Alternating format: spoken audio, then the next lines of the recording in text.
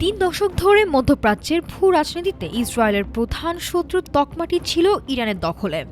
কিন্তু সময়ের আবর্তে সেই চেনা সমীকরণ কি বদলে যাচ্ছে?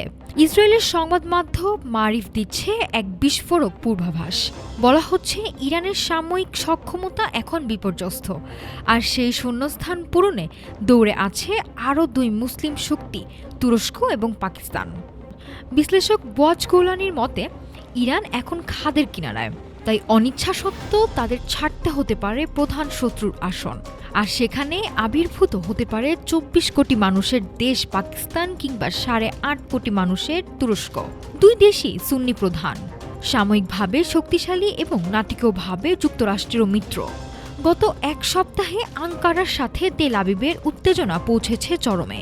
কুর্দি ইস্যু থেকে গাজা যুদ্ধ, পাল্টাপাল্টি অভিযোগ সরব নেতানিয়াহু ও এরদোয়ান। অন্যদিকে পাকিস্তান পর্দার আড়ালে মধ্যস্থতাকারী ভূমিকা নিলেও দেশটির প্রতিরক্ষা মন্ত্রীর কড়া মন্তব্য ইঙ্গিত দিচ্ছে গভীর বৈরিতার। পর্দার আড়ালে চলা এই পরিবর্তনশীল বালুচর কি তবে নতুন কোনো সংঘাতের ইঙ্গিত? বিশ্লেষকরা বলছেন, ইসরায়েলের জন্য এই দুই বিকল্পের যে কোনো একটিই হবে সমান বিপজ্জনক।